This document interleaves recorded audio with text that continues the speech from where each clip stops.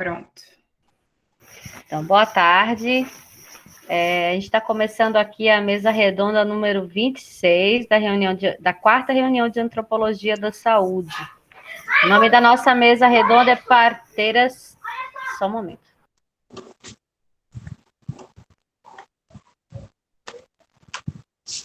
Desculpa aí, o congresso acontecendo dentro de casa, com participação de filhos. A nossa mesa redonda 26, com o título Parteiras, Comadres e Madrinhas, um saber pautado no cuidado. Né? A gente pensou essa mesa redonda com a participação de Júlia Morim. Eu vou deixar que cada uma de vocês se apresentem como acharem melhor, né? Mas a gente pensou na presença de Júlia Morim, que é parceira aqui de pesquisa, né? E também é ativista, né? Ativista aí no sentido amplo aí dos direitos reprodutivos, tem atuado em várias frentes, né? Pensamos na participação da Dona Maria Luísa Dias, que é parteira tradicional, uma liderança das parteiras tradicionais do Amapá e do Brasil, uma pessoa importante do campo aí também do ativismo das parteiras e também da atuação, claro, né, uma detentora desses saberes, dessas práticas. E também na participação de Núbia Mello, né, que também tem sua participação ativista e que teve uma passagem importante nas instâncias de políticas públicas, né? Ela atuou junto ao Ministério da Saúde, com o programa trabalhando com parteiras tradicionais. Infelizmente, a Núbia não pôde estar presente, ela está passando por um momento de problema de saúde importante, né? Então, a gente, inclusive, pede aqui, né, que todo mundo tenha ela em pensamento e mande boas energias para pronta recuperação dela.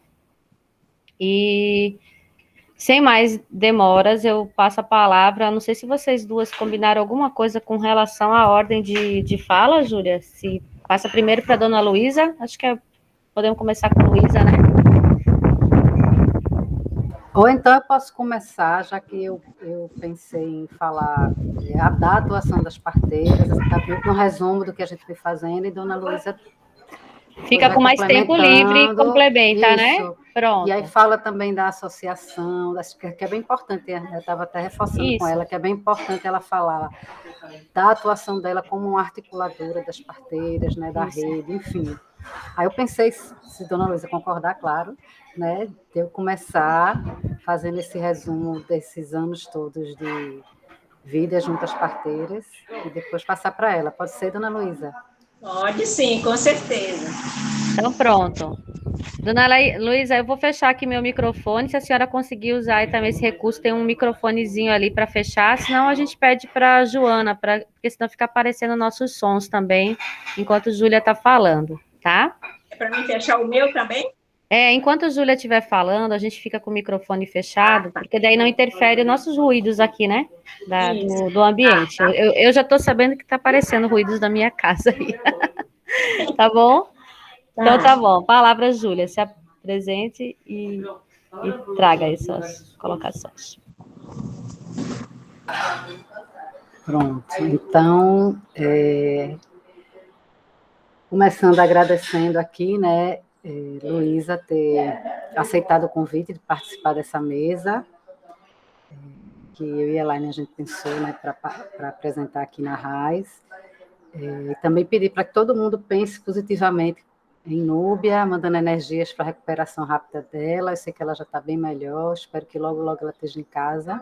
Ela vai fazer falta compartilhar aqui com a gente, né, toda a experiência que ela tem, toda a atuação, né, junto às parteiras tradicionais, mas a gente está com ela aqui no coração, né. Eu sou Júlia Morim, eu sou doutoranda em antropologia do PPGA, na UFPE, né, aqui na UFPE, já que a RAS está sendo aqui na UFPE, no Recife. Integro também a equipe que vem desenvolvendo o Museu da Parteira, né, que é uma iniciativa de valorização e promoção do ofício de parteiras tradicionais. e também sou mãe de 2 crianças, né? E eu digo isso porque eu passei pela experiência de parto domiciliar, e isso é que me levou, me trouxe para esse universo aqui, por isso que eu estou aqui hoje, né? Foi isso que me levou para junto às parteiras tradicionais.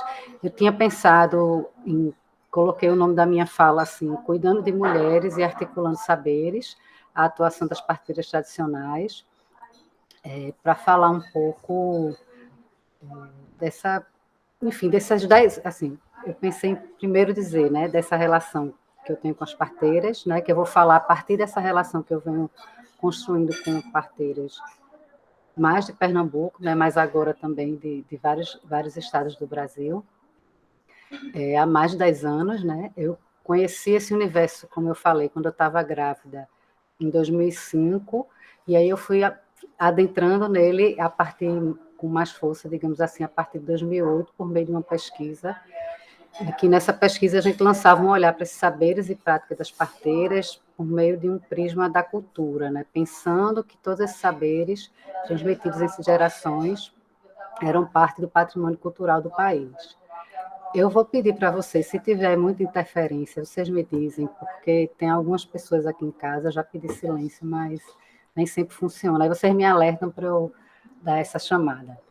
Então, a gente começou essa pesquisa, né, olhando para esses saberes como parte integrante do patrimônio cultural do país, e aí essa relação vem sendo tecida, vem sendo construída desde então por meio de pesquisas, de projetos, de ações, de trocas, de viagens, né?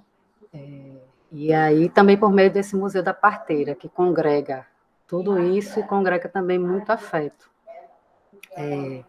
Então, essa pesquisa, que durou alguns anos, ela aprofundou, né? Como é que o ofício de parteira se dá, como é que se torna parteira, como é que se aprende a ser parteira, como é a atuação da parteira, os saberes e as práticas, quais são os significados que são atribuídos ao ofício pelas parteiras e qual é o lugar que é ocupado por ela na comunidade, né, resumidamente. Então, eu pensei aqui apresentar alguns pontos principais do que constitui esse ofício e vou trazendo também algumas falas, né, de parteiras Pancararu, a partir do filme Nossas Mãos São Sagradas, que está disponível na mostra audiovisual. Então, peraí, só um minutinho.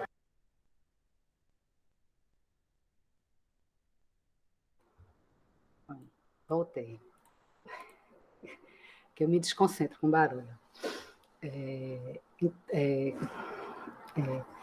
E aí eu queria falar primeiro que, apesar das diferenças que a gente encontra regionais, existe um cerne, sei lá, uma estrutura do que é ser parteira e que a gente vê em todo o país, né?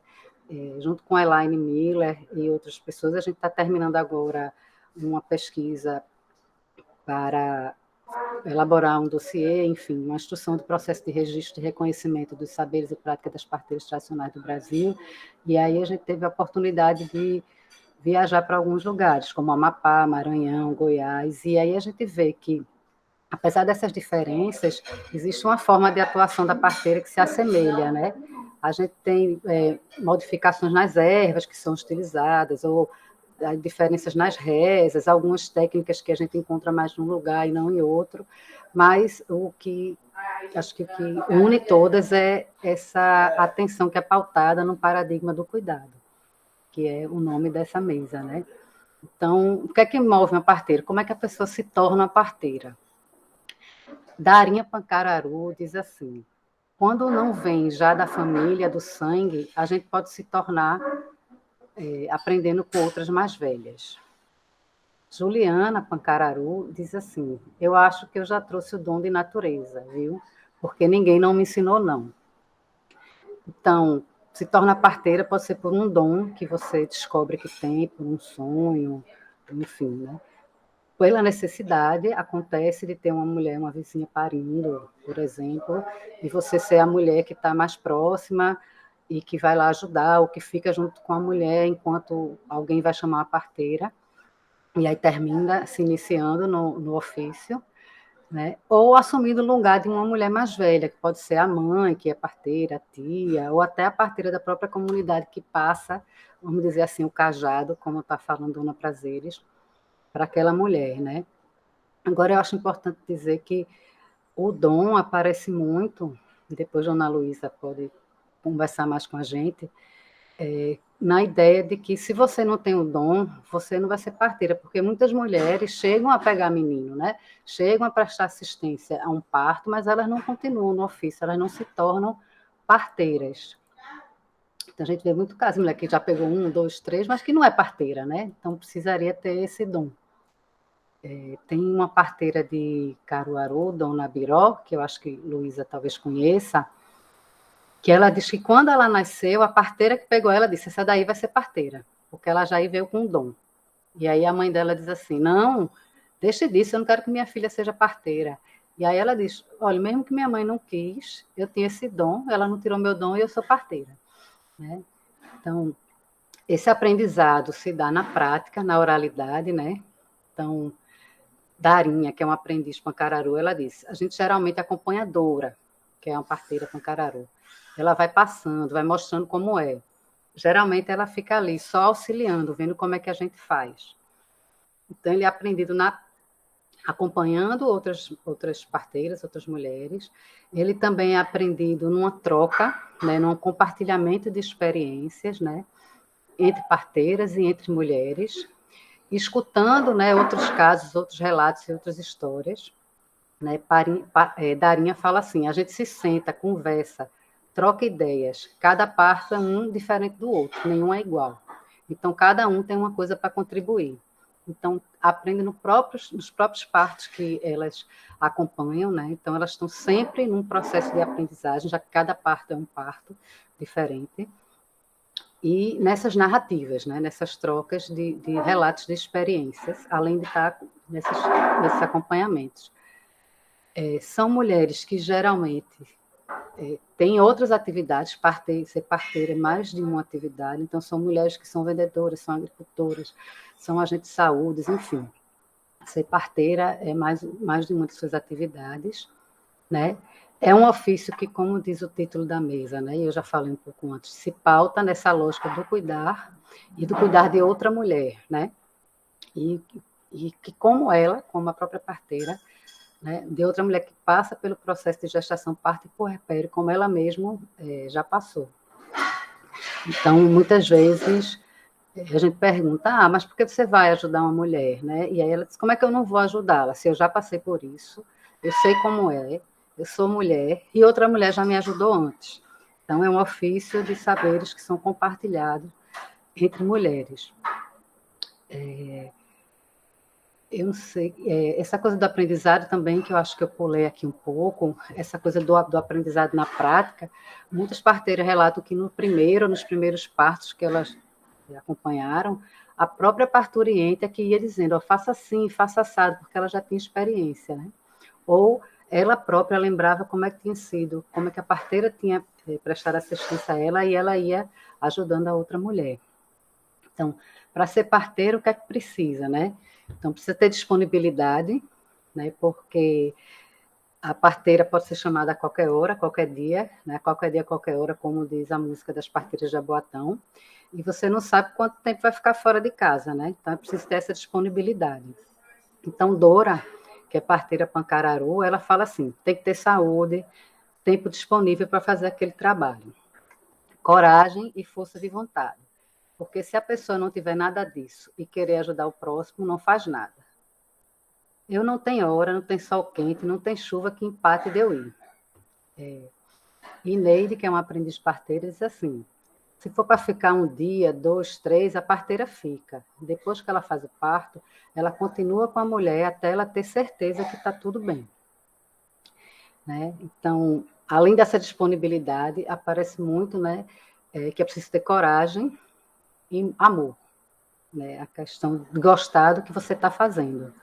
Então, Juliana Pancararu, ela fala, tem que ter muita paciência, muita coragem e muito amor porque está fazendo, já que você tem que ter disponibilidade, você deixa seus filhos, seu marido, sua casa, seu trabalho para ir cuidar de outra mulher.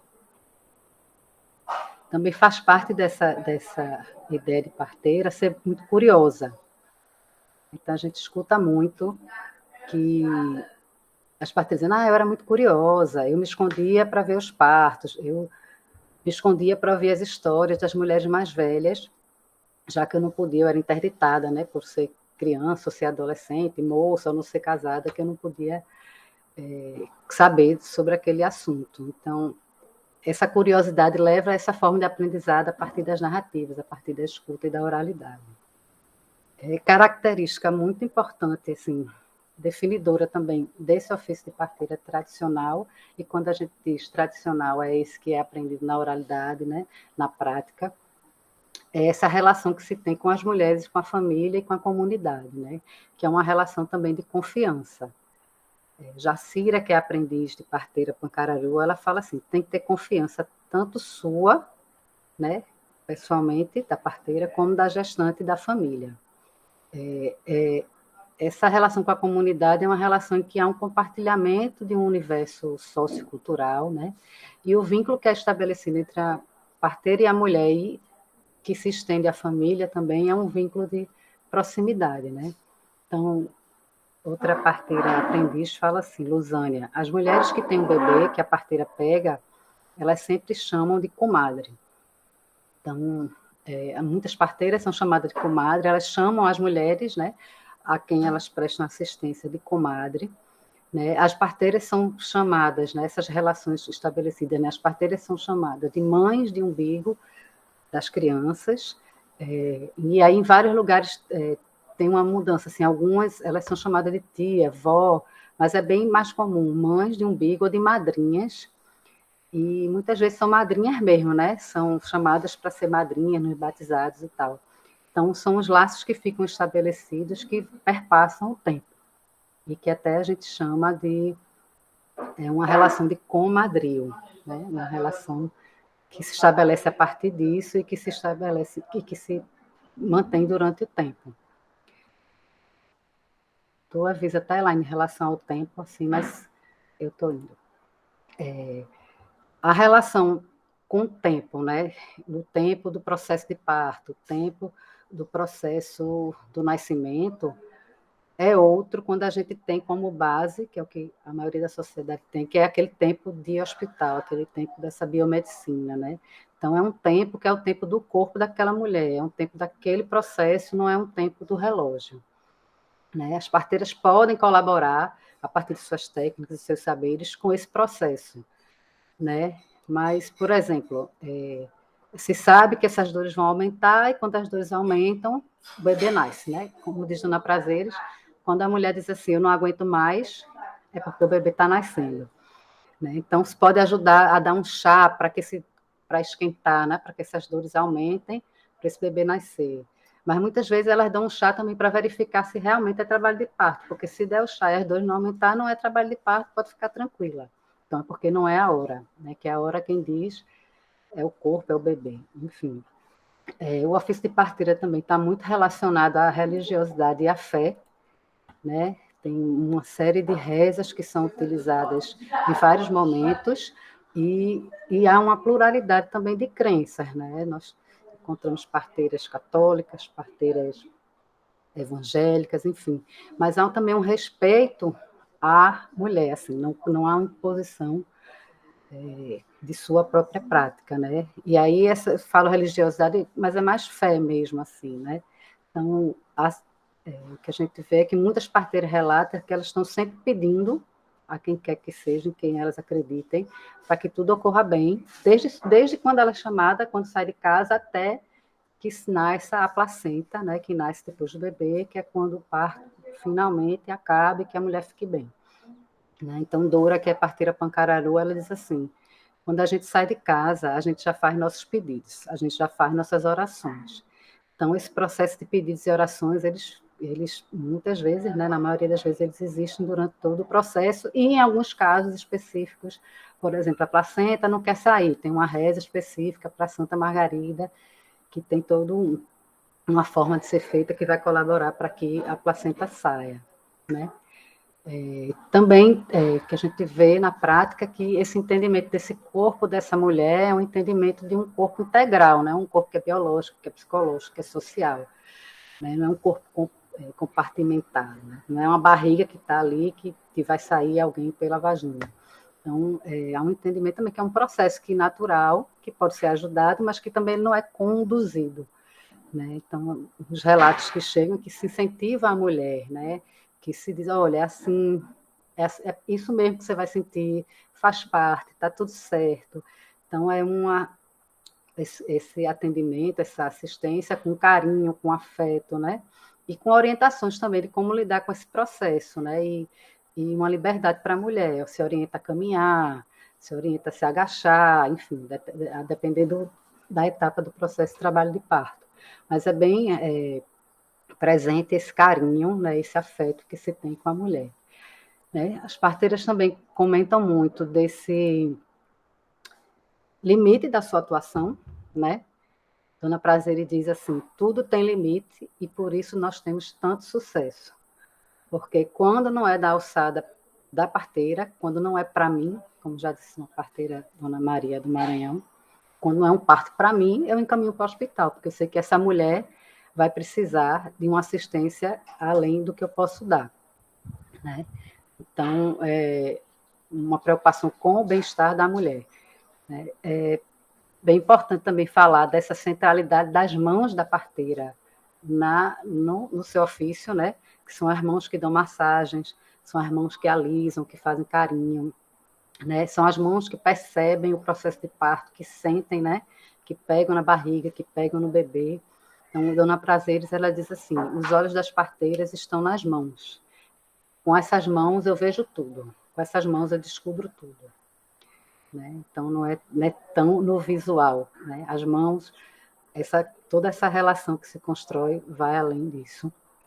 Né? Como a gente já falou, é pautado no cuidado, né? Mas num cuidado integral, né? Que vem desde antes do parto, na gestação, durante o parto e depois do parto, né? Que se faz muitos usos de remédios caseiros, garrafadas, banhos, chás, que são conhecimentos que são transmitidos, né? Nas famílias, de geração em geração.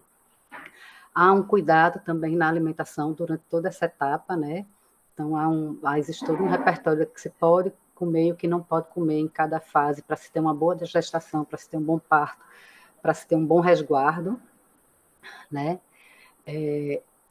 Há um peso, uma responsabilidade, não um peso, mas há uma responsabilidade no ofício, porque a gente escuta muito, você está salvando 2 vidas, a vida da mulher e a vida do bebê.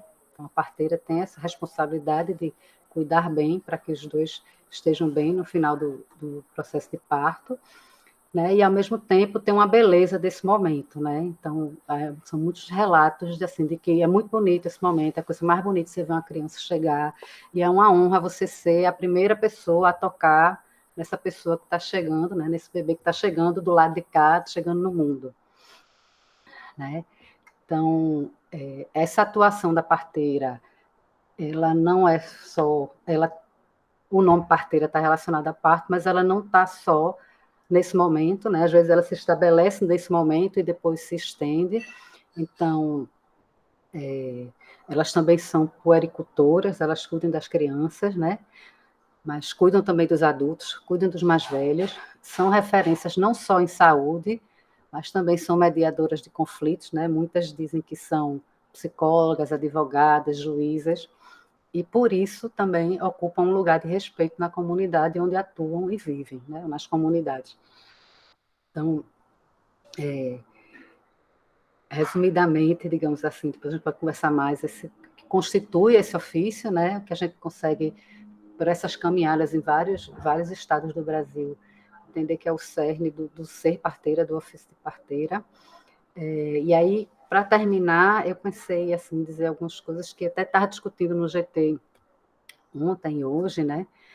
Que as parteiras, elas estão em atuação no país, elas existem, né? Elas estão aí. A Ana Luísa está aqui para contar a história para a gente, mas não é porque o serviço de saúde não chegou, não está totalmente enraizado, né? Por essa forma de atuação pautada no cuidado, por ser uma escolha das mulheres para ter uma assistência mais próxima e uma assistência que é considerada por elas mais adequada, né? Então, já ouvi assim, a parteira não vai existir se a comunidade não quiser, né? Porque se a mulher não quiser, a parteira não vai ter trabalho, né? Então, a gente entendo que esse discurso de que as parteiras existem ou estão em atuação porque não se tem assistência médica é um discurso que toma esse saber médico, biomédico, né, hegemônico, como o ideal, o melhor e que deve ser o único, né, demonstrando essa hierarquização de saberes da assistência ao parto e uma hierarquização de saberes na saúde como um todo, né. Inclusive, as parteiras elas estão atuando em articulação com o SUS, né? Elas encaminham as mulheres para o pré-natal, elas encaminham as mulheres para o hospital, elas vão com as mulheres para o hospital, né? Muitas vezes continuam acompanhando as mulheres, outras vezes são barradas, mas elas estão nesse trabalho de cuidar das mulheres, né? Então, elas atuam nessa lógica do cuidado, articulam saberes, elas fazem a simbiose, como diz Dona Prazeres, né, fazem uso de técnicas e recursos do outro lado, digamos, do lado da medicina biomédica também, misturando esses dois conhecimentos e conseguindo, falando as duas línguas, né, mas sempre nessa perspectiva do cuidar das mulheres. Pronto. Obrigada, Júlia. Vou passar, então, para Dona Luísa, Maria Luísa. Fique à vontade para fazer sua fala. Obrigada.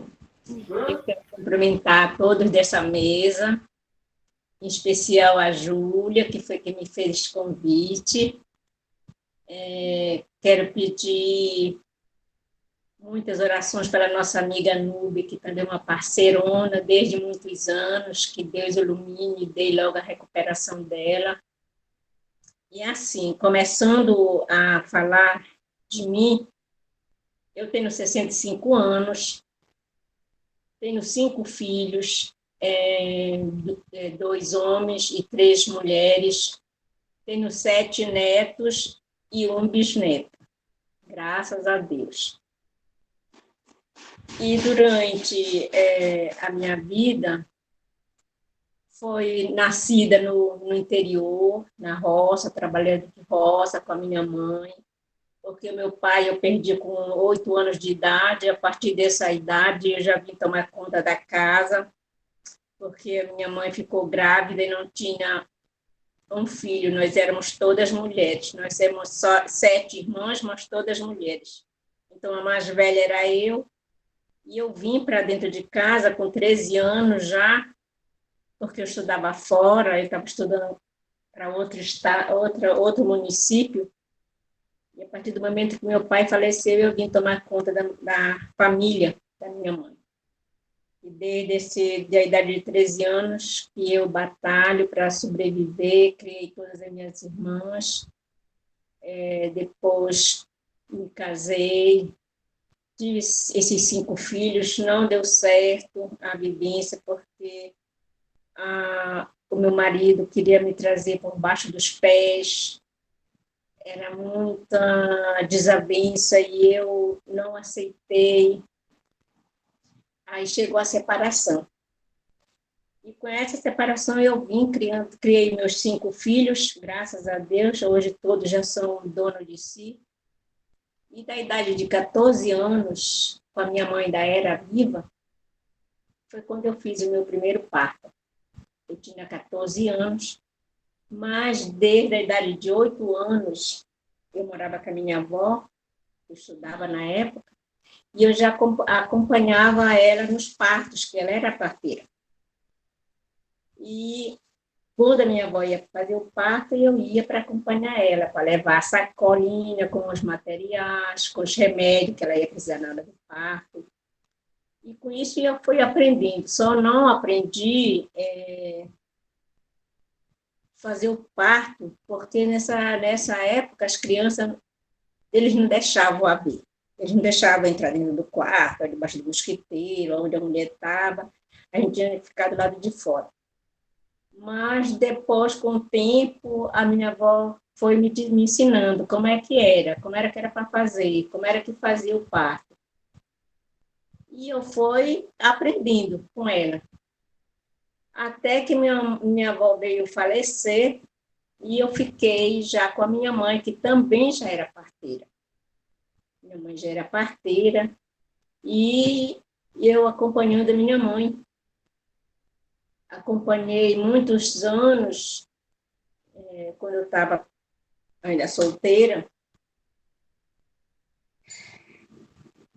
até que chegou esse momento de eu fazer o primeiro parto. Foi um caso assim inesperado, porque minha mãe estava doente para um dos municípios e chegou a grávida em casa dizendo que tinha ido para ganhar o bebê, mas já que a minha mãe não estava lá, ela queria ir chegar até onde a minha mãe estava.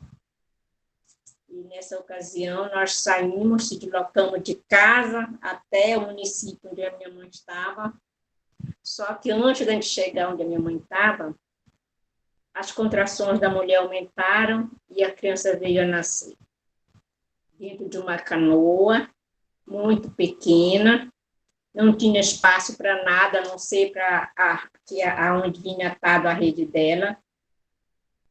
Eu não tinha material nenhum, mas como eu sabia o jeito que a minha mãe já fazia os partos, eu improvisei na hora, porque não tinha para outro jeito. A gente estava muito longe, a viagem era longa para onde a minha mãe estava. E então, nesse momento que ela ganhou o bebê, não tinha como cortar o umbigo, não tinha uma tesoura, não tinha nada, mas tinha uma faca.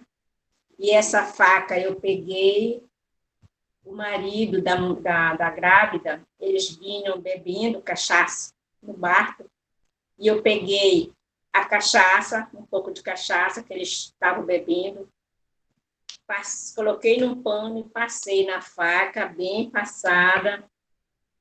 Depois eu encostei essa faca numa lamparina, que não tinha lâmpada na canoa, mas tinha uma lamparina que estava acesa perto da rede dela, e eu coloquei a faca, passei a faca por cima do fogo, como que estivesse esterilizando, né? E com aquela faca eu cortei o umbigo da criança. E agora, como que eu ia amarrar? Não tinha fio, não tinha nada, e eu fiquei procurando aonde encontrar um fio. E foi o momento que eu me deparei com a rede dela, que tinha as varandas da rede, onde tinham os fios. E o que eu fiz? Cortei um fio, um pedaço de fio, e amarrei o umbigo da criança. E aí a canoa ia andando, a viagem ia seguindo. Até que quando nós chegamos aonde a minha mãe estava, já era no outro dia. Mas a mulher estava bem, a criança estava bem. Aí chegamos lá, minha mãe examinou tudo, como era que eu tinha feito. Aí disse que estava tudo bem. Tá, isso foi o meu primeiro parto. Depois disso, eu continuei. Esse foi o primeiro. Aí, depois disso que a minha mãe faleceu, aí eu já tomei contas, já era eu e mais uma irmã minha. Essa semana ainda agora nós fizemos um parto. E aí nós fomos batalhar. Mas assim, todas com medo. A gente fazia os partos, mas assim, com medo de denunciar, porque era só no hospital que tinha que ser realizado o parto, e as parteiras não tinham licença, era proibido de fazer o parto em casa. Então, quando foi em 1995, eu já estava morando aqui em Macapá. Trouxe meus filhos para estudar e já estava aqui em Macapá. Então veio um governador, o senhor João Alberto Capiberibe, e procurou a esposa dele, que é a Janete Capiberibe, que era a primeira-dama na época. Ela procurou se informar onde existiam as parteiras tradicionais. que ela queria fazer uma reunião com essas pessoas. Mas como que a gente ia conseguir? Porque elas todas tinham medo de se aparecer, até com medo de ser presas por causa da profissão que a gente tinha e não era reconhecida. E aí foi um problema foi muito sacrifício para a gente conseguir descobrir onde elas estavam. Elas estavam, assim, tão com medo, e a primeira reunião que houve no Palácio, que a primeira-dama mandou chamar todas as parteiras dos 16 municípios que tem aqui no estado do Amapá, e se compareceu só 66 parteiras. Isso foi em 1997. Se compareceu essas 60 parteiras, e aí, desse momento que elas vieram, e as outras não vieram por medo, acho que vieram para a reunião, quando chegaram na sua localidade, foram dizendo que não era como elas pensavam, que não tinha polícia lá no palácio, mas não era para prender as parteiras, era para guardar o prédio, isso, o governador, isso, aquilo, outro. Então, aí elas foram ficando foram perdendo mais o medo. É tanto que na segunda reunião que houve, em vez de ser só 60, já se compareceu 200 parteiras. E aí? Aí nós pensamos o quê? De montar as associações. E aí fomos, fizemos as visitas, fizemos o levantamento de quantas parteiras existia em cada município, em todos os 16 municípios. E de 1995 até 2001, nós conseguimos organizar em todos os 16 municípios as associações. E em vez de ter só as 66 parteiras que tinham no começo, em 2001 já ficou 1.500 parteiras cadastradas em cada associação. Quer dizer, em todas as 16 associações, porque em cada município tinha uma associação. E, dando continuidade nesse trabalho, nós conseguimos criar a rede. Tiramos uma pessoa de cada município para fazer parte da diretoria da rede. Criamos a primeira, só que a presidente, que era da primeira, ela foi embora. Ela abandonou a rede. Ela abandonou os documentos todos, sumiu. E, com isso, ficou parado. Muito tempo.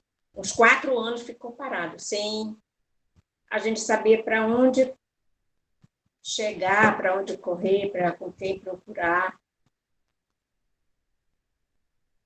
E aí, depois, a gente conseguimos montar criar uma outra rede, registrar uma outra rede. E foi que nós criamos, justamente, em 2004, a minha mãe faleceu em 2002. Em 2004, a gente conseguimos registrar outra rede das parteiras tradicionais aqui do estado do Amapá. Então, hoje, nós temos uma base de 1.400 parteiras dentro da rede. Agora, com a pandemia,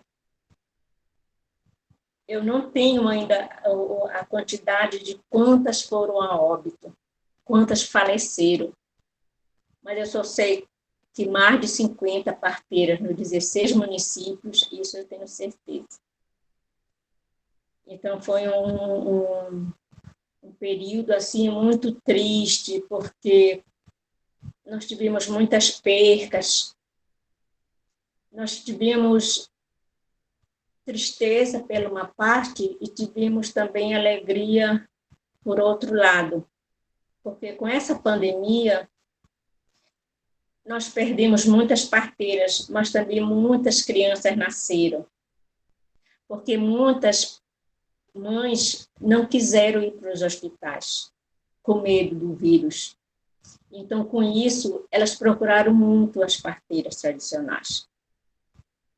Porque, com certeza, no hospital, elas sabiam que elas iam ser contaminadas pelo vírus, a criança ia também ser contaminada pelo vírus do Covid. E, com isso, elas procuraram ter os filhos em casa, que para elas, com certeza, era o melhor nesse momento. Tivemos também momentos bons, que foi o momento que nós criamos o Conselho Nacional das Parteiras. Olha, anos a gente vinha pelejando para conseguir criar esse conselho. A Sueli Carvalho, desde do primeiro ano, 1996, 97, 98, a Sueli Carvalho nos apoiando, as parteiras aqui do Amapá. Fizemos encontro, houve curso de capacitação, depois de qualificação, em todos os 16 municípios, nós fizemos os cursos de capacitação, a parceria Ministério da Saúde, Rede Cegonha, Curumim. Então, não é de hoje a nossa luta. Mas agora, com o conselho criado, com certeza vai fortalecer muito o trabalho das parteiras. Aqui no Amapá, nós temos dificuldade, porque o governo que está atuante, ele não dá apoio para as parteiras tradicionais. A vontade dele era acabar com a nossa profissão. É tanto que no governo de João Alberto Capiberibe, ele era o governador, incluiu as parteiras, junto com as mães de vulnerabilidade social, para receber o meio salário mínimo. Por que as parteiras receberam esse meio salário mínimo?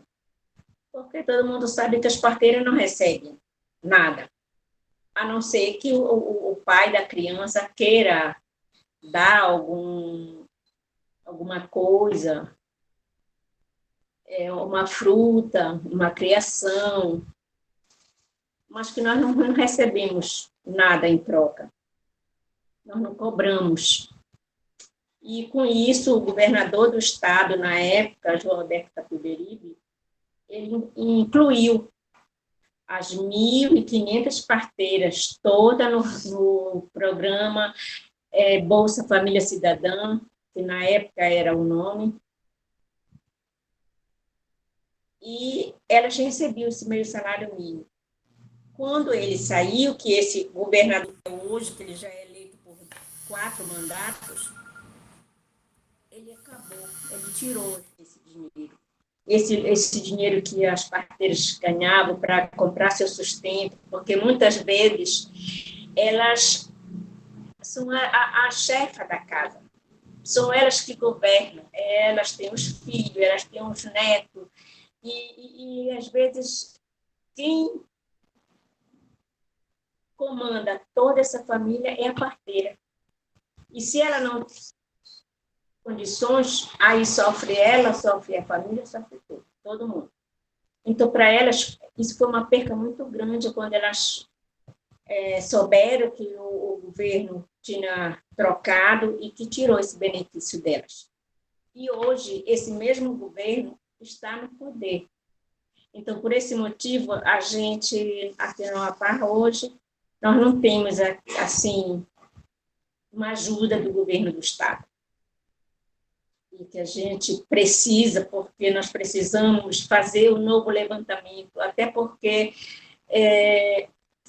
Agora, eu, pelo menos, como presidente da rede, eu não estou sabendo quantas parteiras faleceram agora na pandemia.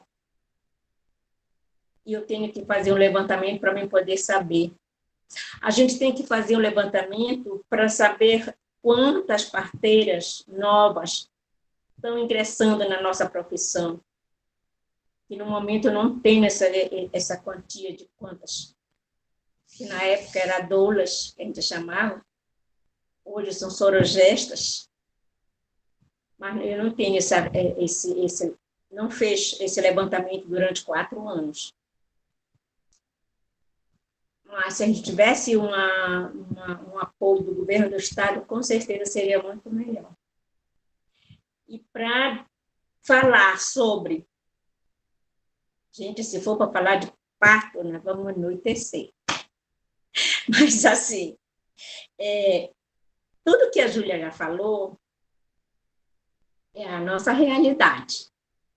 Tanto faz de Pernambuco, de Acre, de Rondônia, de Roraima, enfim. A parteira, ela se doa. A partir do momento que a parteira vai para a casa de uma grávida, ela é responsável por toda aquela família.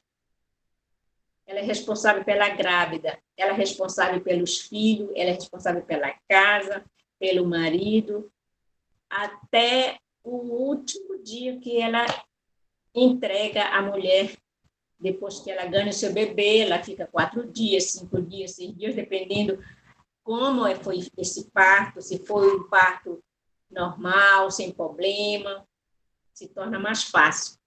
Porque nos 5 dias ela já entrega para o marido e vai embora. Mas tem aqueles partos que muitas vezes tem uma pequena complicação, a placenta demorou a sair, ela teve hemorragia, a criança foi muito grande, tem que fazer banho de asseio, tem que fazer banho de assento, tem que puxar a mulher para que o útero venha contrair mais rápido.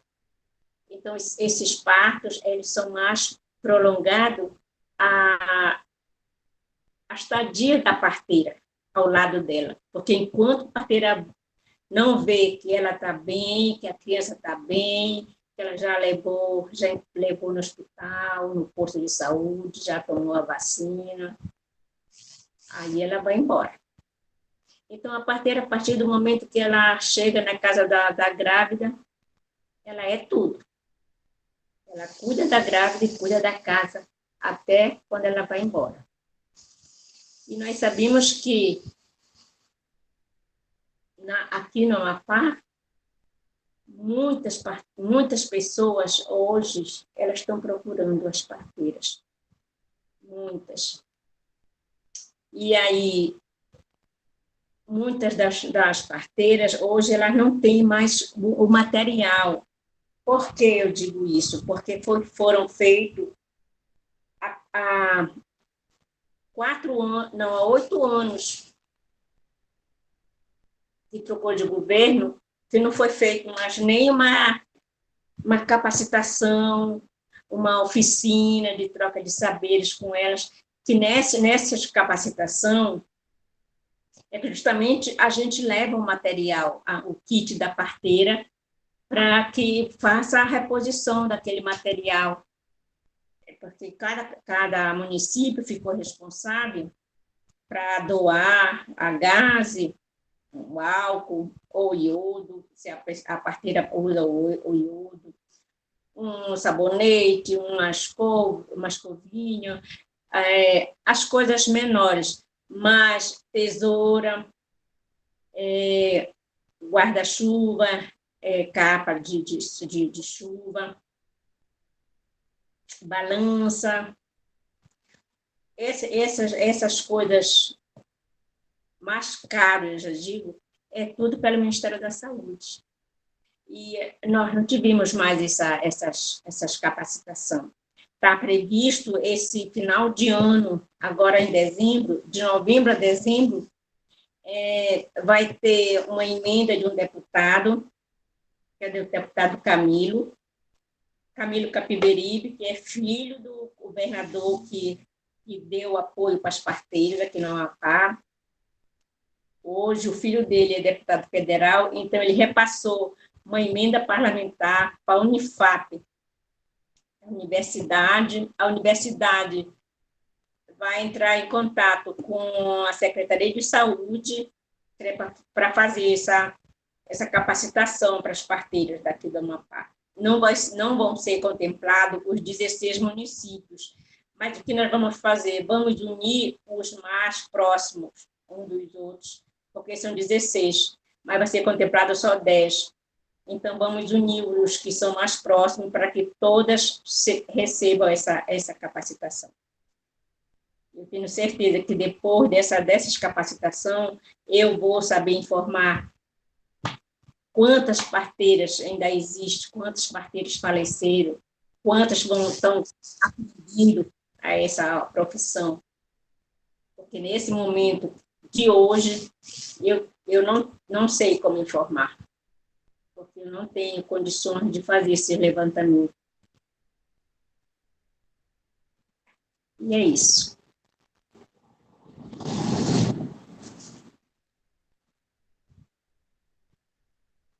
Muito obrigada, dona Maria Luísa. Que bênção uma fala dessa. Um relato, assim, para a gente ver daí a experiência de quem faz aquilo, que a Júlia olha, né, o olhar de fora apresentando. Daí, quando a senhora vem, é com é encarnada, é experiência viva mesmo, né? Verdade. Então, bem, eu estou aqui no papel de debatedora, tá assim. Eu vou fazer breves questões assim para cada uma, mas aí eu queria que vocês também fossem ou levantando a mão para falar ou colocando alguma palavra no chat para fazer pergunta, né? Eu estou aqui ouvindo as a parteira falando e estou olhando para a cara da Camila, que tem pesquisa em Fernando de Noronha, onde não pode nascer em casa, não pode nascer em Fernando de Noronha. E vontade de levar a dona Maria Luísa lá para Fernando de Noronha para falar com o pessoal que cuida da saúde de lá, né? Enfim. Verdade. Não é? É uma tristeza.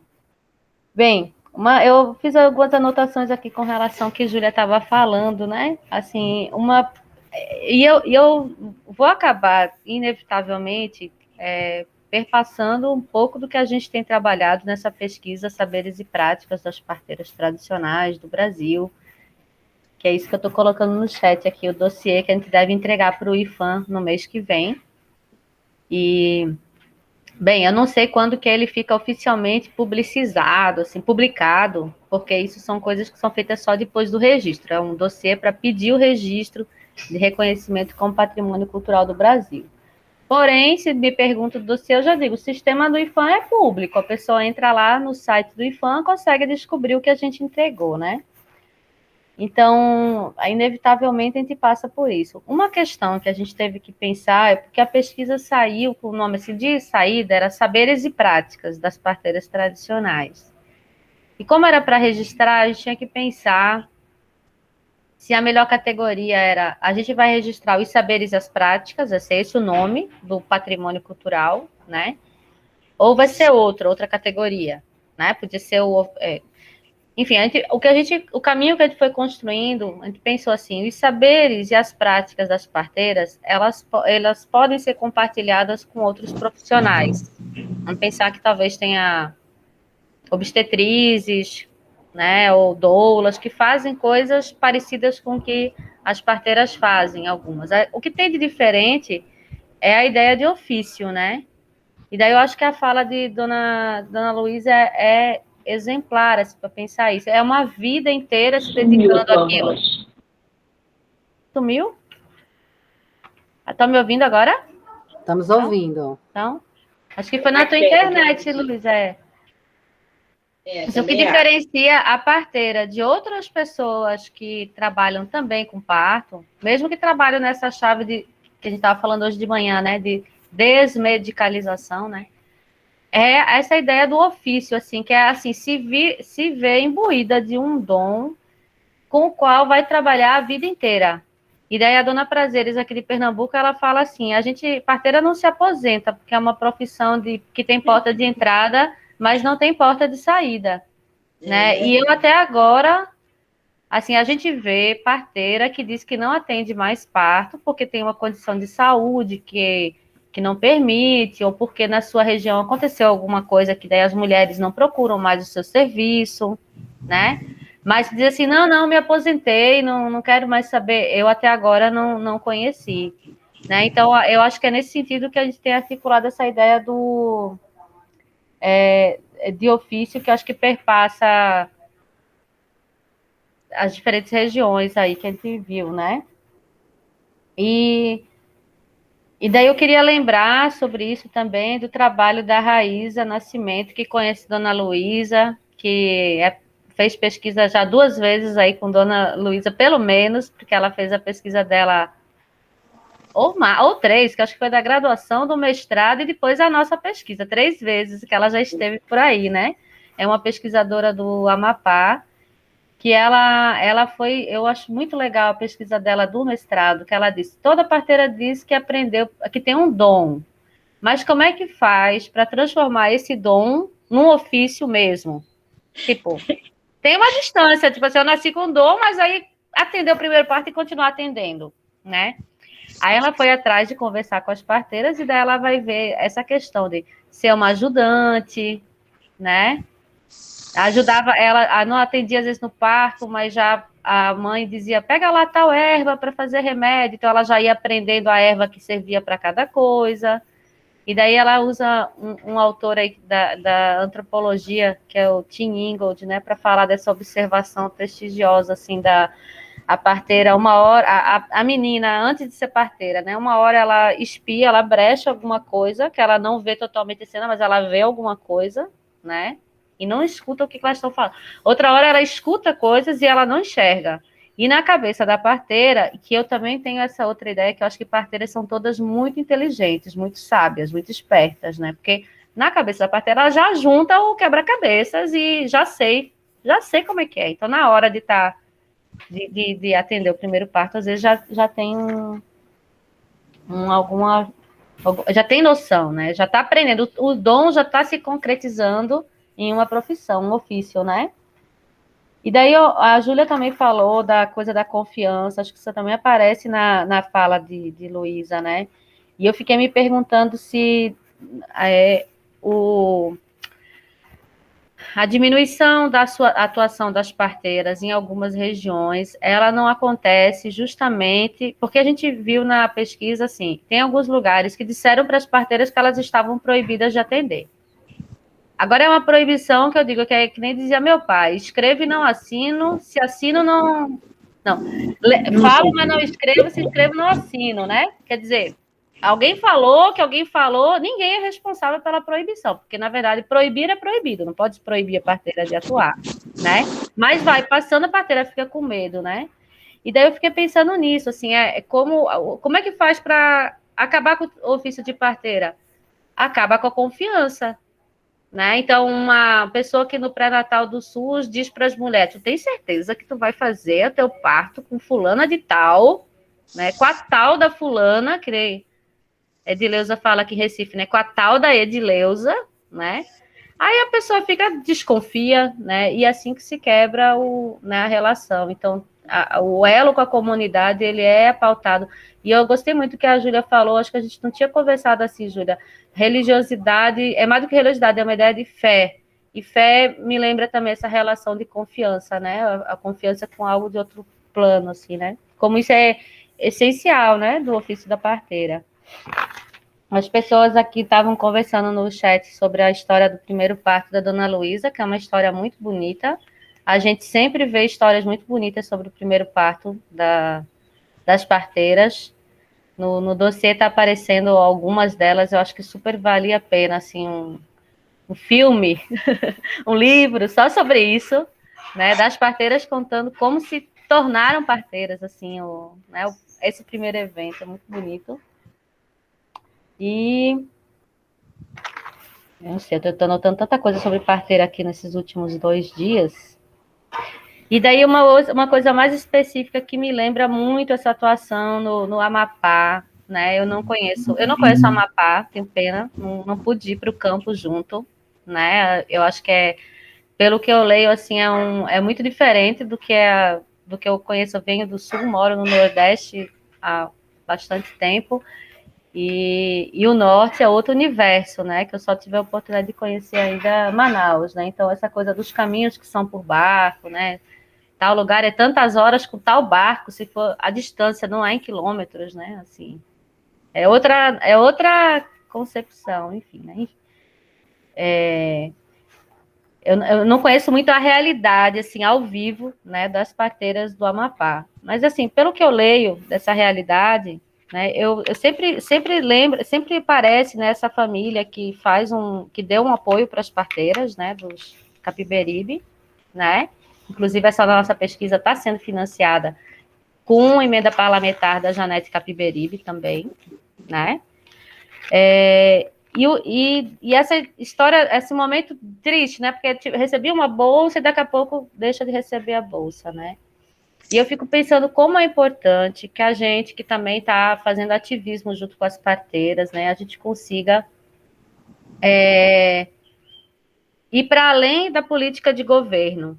As parteiras precisam de uma política pública que, se sair o governador e o outro entrar, ele vai ter que continuar pagando e continuar fazendo, né? Daí aquela mudança entre a política de Estado e a política de governo, né? Porque as parteiras não podem ficar com um padrinho ou uma madrinha que, se vier faltar, deixa elas desapercebidas, sem recursos, né? Então, como que a gente luta para conseguir fazer isso? E daí tem um projeto de lei também, que a gente já tocou ontem, rapidamente, Paula lembrou dele, né? Um projeto de lei de reconhecimento da profissão, né? A profissão de parteira tradicional, que ele é um projeto que parece que pode ser legal, mas que, se a gente lê ele bem no detalhe, ele pode ser um pouco perigoso, né? Porque meio que a parteira tem que estar atendendo com um médico junto, uma enfermeira junto, né? Então, assim, eu acho que é importante sinalizar e a gente consegue aprender isso com a experiência do que vem acontecendo no Amapá, né? De que as parteiras precisam de coisas que fiquem para além delas, assim.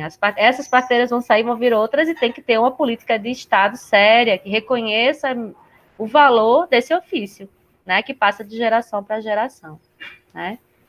Eu acho que era isso. Eu anotei mais um monte de coisa para falar, mas já falei um bocado, então vou deixar para as outras pessoas também falarem. Eu vou abrir aqui a fila das pessoas que estão inscritas, que esse recurso é ótimo. A primeira, Marília Souza, depois Camila, depois Júlia.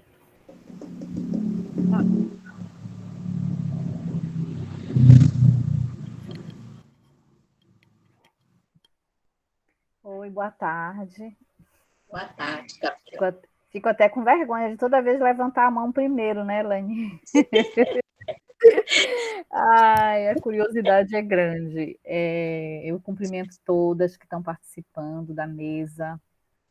Agradeço, porque é quase um presente, né? Eu ouvi a dona Maria Luísa, que a gente se comunica lá no grupo, né, dona Maria Luísa? Ela dá bom dia, verdade. e agora eu estou lhe vendo. Meu nome é Marília, eu estou aqui em Belém, mas eu estou ligada à Universidade do Estado do Amazonas e trabalhei cerca de 24 anos no Amazonas, lá no Instituto Mamirauá. E aí a gente trabalhou com parteiras desde 2001. Um pouco acompanhando, agora fazendo um pouco de pesquisa. Então, eu queria fazer duas questões, uma para a Júlia, outra para a dona Maria Luísa. Bom, primeiro dizer, Júlia, que você fez um relato tão sistemático que a gente mergulhou no mundo, né, nesse universo das parteiras, e aí eu não sei fazer isso, um resumo tão rápido e tão denso, né? Então, parabéns, dá vontade de ler tudo que vocês já produziram, e por isso que eu perguntei do dossiê, né? Mas a minha pergunta é assim, quanto tempo levou, né, para conseguir fazer todo esse levantamento? Quais foram as mãos, né? E que metodologia que vocês usaram, de modo breve, né? Esse é um aspecto. Para dona Luísa, dá orgulho de ver a senhora falar. É é tanta história, né? É uma trajetória longa, né? E ver que a senhora continua com muita vontade, com muita fé, com essa liderança toda. E daí, as parteiras do Amazonas, elas estão num processo de organização da sua associação, né? Desde 2018. 2018. E aí, tendo já a Fiocruz como uma parceira, na pessoa do professor Júlio e toda a equipe dele. E aí, o Amazonas é gigante, todo mundo sabe, né? O Amazonas é um estado imenso, né? E que a gente até trabalha assim, Médio Solimões, Alto Solimões, Baixo Amazonas, para ver se a gente tem pernas de atuar. E aí a Associação das Parteiras do Amazonas Algodão Roxo estão com um grande desafio nas mãos, né? Eu queria saber, dona Maria Luísa, assim, com essa experiência toda de criar a rede, né? Primeiro as associações, depois a rede, quais são os grandes desafios, né, e obstáculos que vocês tiveram nessa caminhada toda? Tá bom? Aí, só para essa pergunta, e a outra é como é que funciona o conselho que a senhora mencionou, né? Quando ele começou e como é que funciona. São duas questões. Obrigada, muito obrigada. Por nada. É para responder agora? Aguarda as meninas falarem. O que é que a senhora acha? Não sei se a senhora já quer responder, porque aí não esquece também, né? É verdade. Porque os desafios para a rede, o desafio maior que a gente vem encontrando é mesmo não ter condições de fazer as coisas, porque muitas vezes a gente quer fazer uma coisa e a gente não tem condições. Porque, assim, nós criamos a rede, todo mundo sabe que não tem lucro nenhum. São as associações, que no caso seria a das associações, para sustentar a rede, mas como na realidade a gente encontra muita dificuldade, elas nunca pagaram a mensalidade para a rede, e com isso vai enfraquecendo, né? Outra coisa é o espaço. O espaço, nós não temos assim um espaço, dizer, para a gente se reunir, se organizar. Nós tivemos 700 mil reais, emenda parlamentar da Janete, para a construção da sede para a rede. Infelizmente, o prefeito que estava aqui em Macapá, ele deixou voltar a emenda parlamentar, nós já tínhamos conseguido o terreno, e ele não construiu, não mandou construir, e a emenda voltou, e ele não fez. Então, a gente tem, sim, uma dificuldade muito grande. E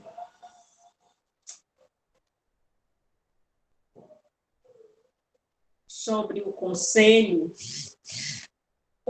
nós criamos, foi a Sueli Carvalho, que fez do mesmo jeito que nós fizemos com a rede. Foi convidada de cada um estado, de Pernambuco, do Acre, do Amazonas, Maranhão. Você que completou as 16 pessoas, 16, e foi construído o conselho. E, a partir do momento que nós conseguimos, fizemos reuniões, fizemos ata, tudo assim, pela internet, porque a gente não podia se reunir por causa do Covid. Então, a partir do momento que foi criado o conselho, aí nós vimos que a gente já teve outras oportunidades que a gente não tinha, até mesmo que nem agora. Olha, a Júlia veio aqui, fez a pesquisa dela, nós conversamos, e depois a Júlia foi embora, e a gente não sabia quando a gente ia se encontrar de novo. E graças a Deus, com essa tecnologia hoje que a gente tem, de vez em quando, agora a gente está se comunicando, né? E do conselho, todo dia 12 de cada mês, a gente tem a reunião do conselho. É justamente para fortalecer, para não deixar acabar a nossa profissão. E com isso, nós vamos ter os encontros, né? Nós vamos ter o encontro, não vai ser todos os estados, mas pelo menos são 10 estados parece que vão ser contemplados nessa primeira de maio e junho, para fazer esses encontros já com liderança do Conselho Nacional. Acho que é mais ou menos isso.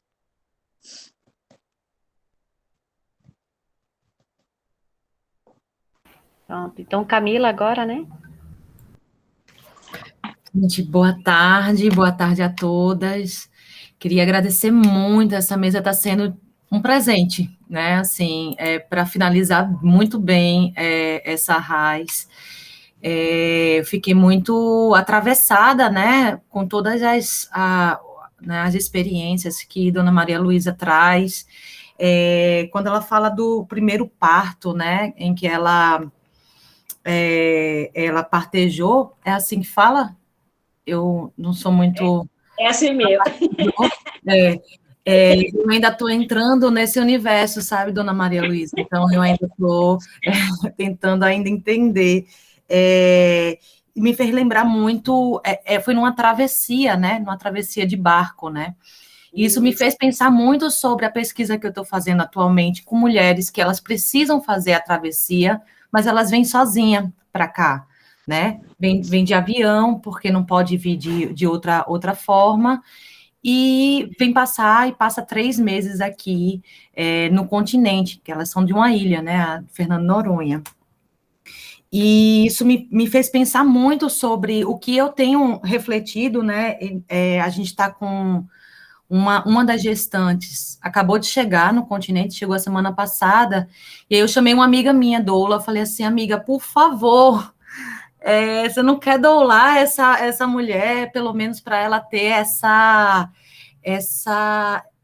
esse cuidado. Aí eu quero chegar nisso, na questão do cuidado. Foi isso que me chama a atenção nessa mesa, que é um saber pautado no cuidado.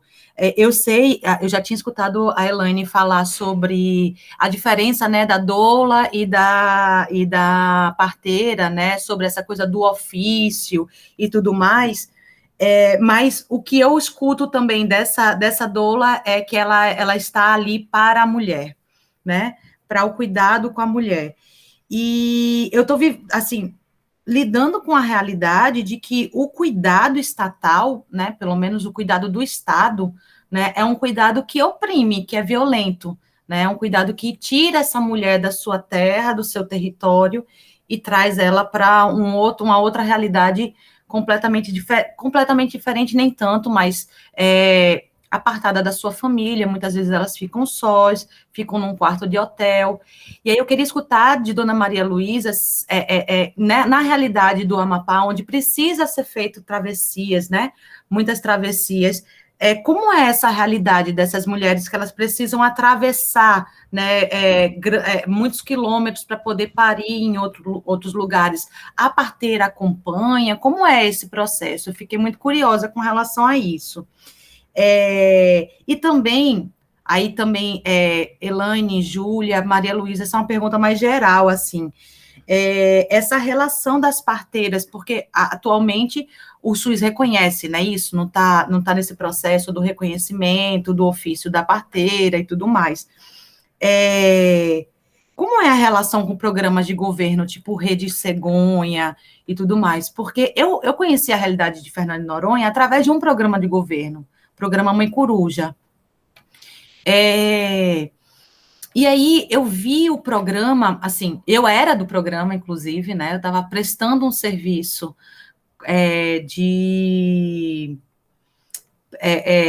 para que aquele programa fosse implantado. O programa não conseguiu se firmar em Fernando de Noronha, porque o objetivo dele é muito diferente, é um objetivo para reduzir a mortalidade materno-infantil e tudo mais. Mas acabou que em Fernando de Noronha não conseguiu cumprir com aquilo que estava se pensando, né? Quando eu lá atrás, em 2018, fui para lá, final de 2018, foi 2018, e fiquei por lá para fazer esse diagnóstico, né, que eles chamaram de diagnóstico sociocultural da ilha. É uma dúvida que eu tenho de como é que é essa relação, se é uma relação boa, se é uma relação conflituosa e tudo mais. E eu sei que eu vou insistir numa coisa que eu falei com a Júlia no debate lá do audiovisual, mas é porque eu acho que tem me saltado, talvez por conta das minhas experiências, né? Eu sou uma pessoa que tive 2 perdas gestacionais, e eu tive uma das reuniões, eu acho que foi do grupo de pesquisa, não lembro ainda, e a Rosa Maria falou sobre o parto como o parto como muito próximo da vida e da morte. E isso me chama a atenção, de fato, assim, eu sei que eu falei já sobre isso, mas porque é isso, é um universo desconhecido, muito desconhecido para mim, e me chama muita atenção, e eu gostaria de saber, assim, como as parteiras, no geral, assim, lidam, né, nesse processo, com a vida e com a possibilidade da morte também. Dona Maria Luísa fala sobre, ela traz aqui, nós perdemos muitas parteiras para a Covid, mas em contraponto, a gente teve muitas crianças que nasceram através de parteiras. Então, essa coisa, assim, me chama muita atenção, talvez por conta dos meus próprios atravessamentos, né? Então, eu queria, se puderem, conversar, assim, um pouco mais. Não é nenhuma pergunta, é só uma conversa mesmo, uma coisa que me vem na cabeça. Porque assim, Camila, começando pelos acompanhamentos da grávida. O que acontece? A parteira, ela só encaminha a grávida para o hospital quando ela vê que é uma gravidez de alto risco, que ela não tem condições de fazer esse parto. Então, ela acompanha essa grávida, né? Ela acompanha essa grávida até no hospital, e justamente, muitas vezes elas reclamam sobre isso, porque se a parteira está acompanhando a grávida desde o seu primeiro mês de gestação, muitas vezes o marido nem sabe que ela está grávida. Por que ela não sabe? Ele não sabe porque ela não contou para ele. Ela vai primeiro na casa da parteira para saber com a parteira se realmente ela está grávida, para a parteira apalpar a barriga dela, para ver se tem criança, se tem o feto ou não. Quando a parteira diz que é uma gravidez, aí então é que o marido vai saber. Então, a parteira é a que sabe primeiro dessa gravidez. Então, aí ela fica acompanhando. Por que ela fica acompanhando? Porque foi ela que a grávida escolheu para acompanhar o parto dela, a gravidez dela, e também o parto. Mas se ela faz todo esse acompanhamento, encaminha para tomar as vacinas, para fazer todos os exames, todinho, a parteira vem acompanhando a carteirinha dela da gestante, e ela vê que é um parto de alto risco, ela não vai fazer esse parto em casa. Aí, o que ela vai fazer? Ela vai acompanhar essa grávida. E quando chega no hospital,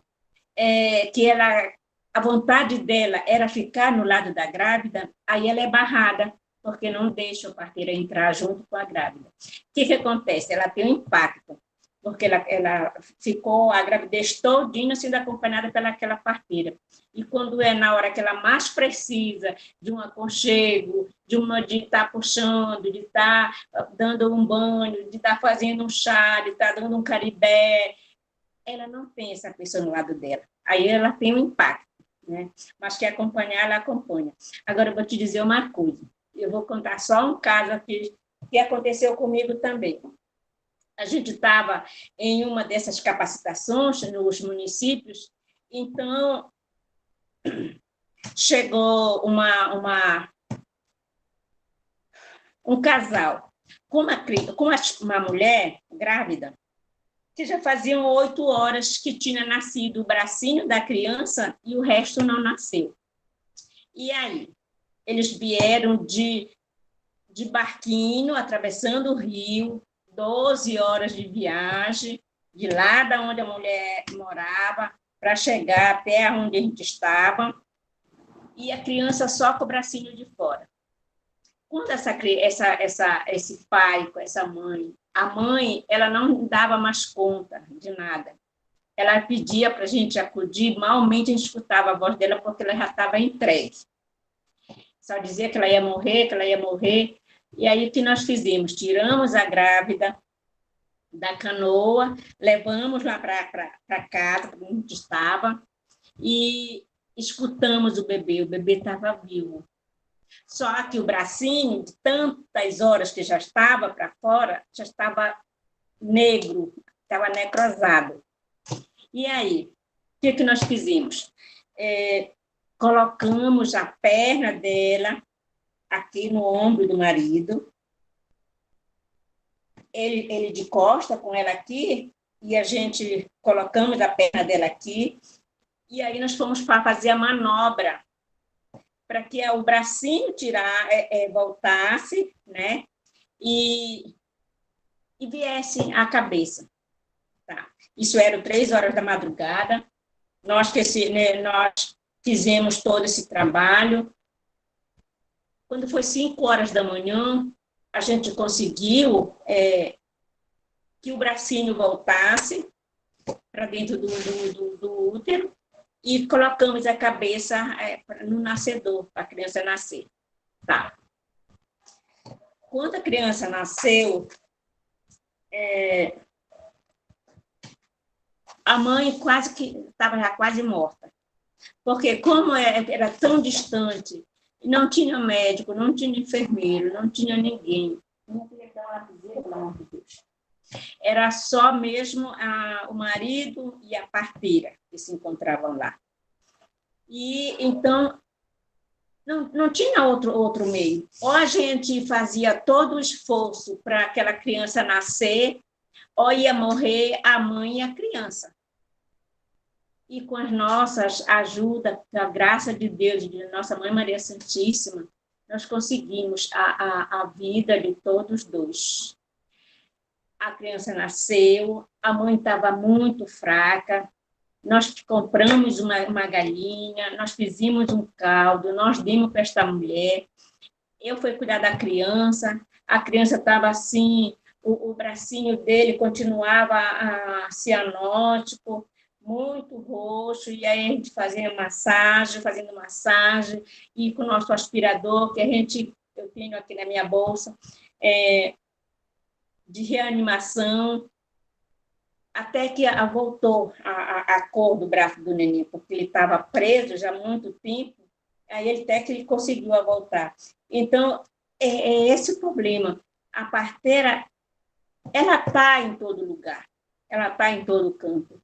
Ela é a principal, abaixo de Deus, onde não tem o médico, mas ela está lá no lado da pessoa, entendeu? Agora, sobre esse contato de rede Segúnia, nós aqui no Amapá, nós conseguimos,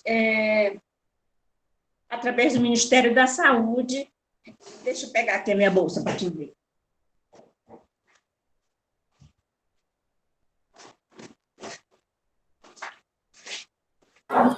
Essas fotos são dos encontros. Essa bolsa aqui, olha. Essa bolsa Eu ia dizer, aqui, ela tem cenário ali. Olha. dá para ver? Dá sim, estão vendo a sim. bolsa, só não estão vendo o seu rosto agora.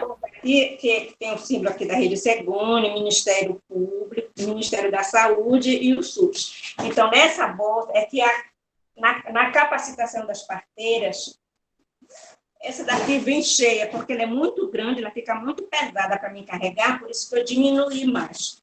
Mas aqui vem uma balança, aqui vem um guarda-chuva, aqui vem uma capa de sol, porque a parteira ela não tem hora para ela sair de casa, esteja chuva, esteja sol, seja de dia, seja de noite. Então, vem uma lanterna, vem pilha, tudo dentro dessa sacola. Então, aqui eu coloco só os essenciais. Aqui é a tesoura, né? O avental. Essa aqui é a capa. Essa aqui é a balança de pesar.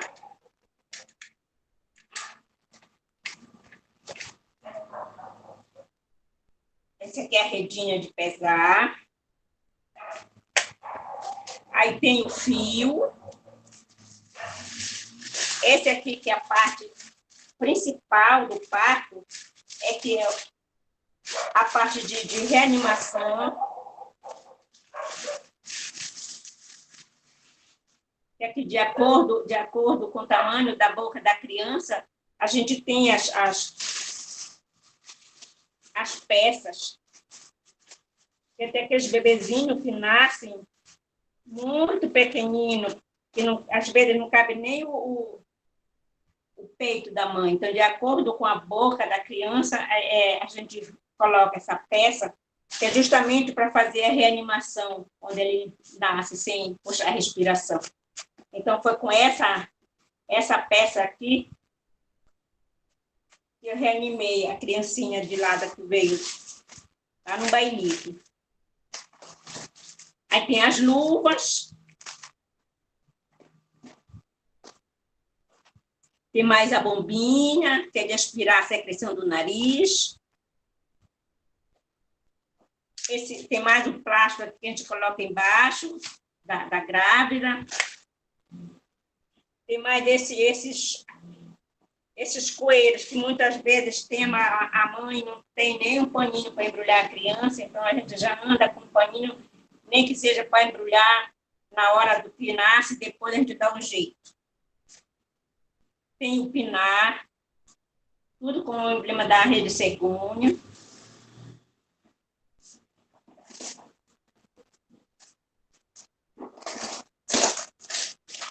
Aqui tem uma outra tesoura, que é justamente para, se for preciso, para cortar outras coisas, papel, um pano, um fio, para não usar esse daqui, que é somente para cortar um bico.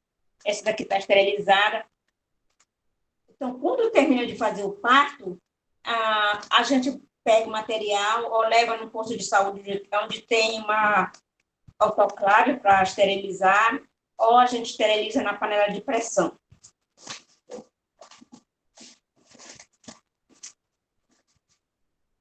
Aqui tem a fita métrica, né, que é de medir o bebê quando nasce. Tem a escovinha, que é de escovar a unha antes de calçar a luva, para fazer o parto.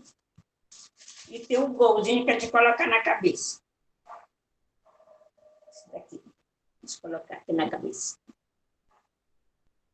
Então, mas nessa sacola, como eu falei antes, ela vem cheia de coisa. Aí tem mais uma bacia, que é para lavar a mão. Antes era para dar banho no bebê, mas como nós tivemos orientação do Ministério da Saúde, que não pode mais dar banho em bebê, não pode tirar mais aquele sebo que a criança nasce, que ajuda no desenvolvimento, né, da criança. Então, agora a gente não dá mais banho.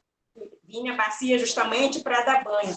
Vinha sabão para lavar a mão, vem a lanterna, vem pilha, tudo vem dentro dessa sacola. Então, a parceria assim, com a Rede Segune foi muito importante para a gente aqui do Amapá, entendeu?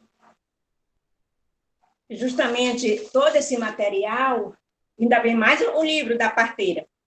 Está aqui, o livro da parteira. Todo esse material. Tudinho.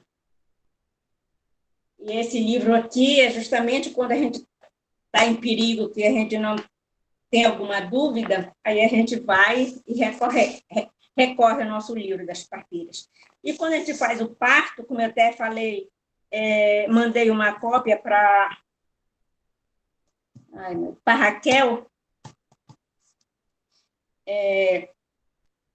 justamente desse salão de parto, porque ela estava tendo dificuldade, que não podia, os partos que ela estava realizando, não tinha como registrar a criança no cartório. Então, eu mandei a cópia desse formulário aqui, porque aqui está tudo, o nome da mãe, a hora, a idade, o dia, a hora do parto, o sexo, o peso do bebê e o que aconteceu nesse parto. Será que ela teve uma hemorragia? Ou o parto foi normal? Então, tudo a gente coloca aqui.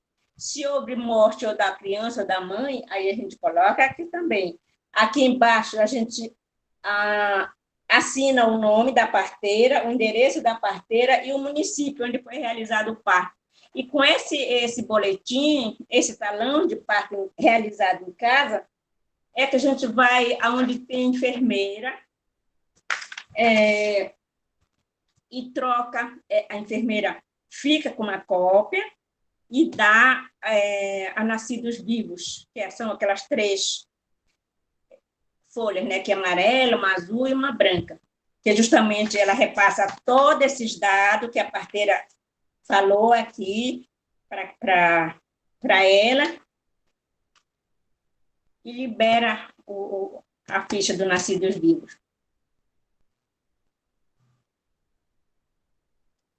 Olha, melhor explicação. Porque, assim, a gente poderia ter uma agente do Estado explicando, né? Assim, a gente faz isso. Agora a pessoa chegar e dizer o que eu tenho em casa e para que eu usei. Eu acho que é a melhor explicação possível. Olha, eu acho que a gente, assim, já são 20 para as 4 da tarde. Eu acho que 4 horas é um bom limite para a gente de tempo, porque a gente tem uma conferência às 5. E eu não sei vocês, eu já estou precisando me esticar aqui, né? Que a gente vai passar hoje o dia sentado na frente do computador. É o lado triste do congresso pela internet. É bom porque a gente tem a participação de pessoas que não estariam aqui.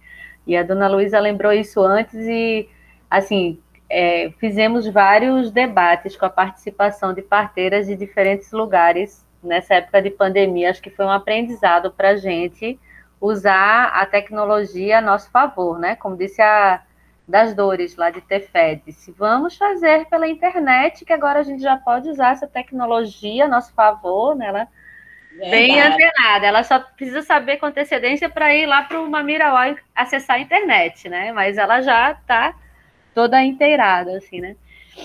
Aí eu passo para a Júlia para fazer também, acho que ela tinha alguma questão, algumas considerações, e depois já finalizando. Aí também pode ir finalizando, né, Júlia, eu acho, e passa para a dona Luísa também para ela finalizar, tá certo?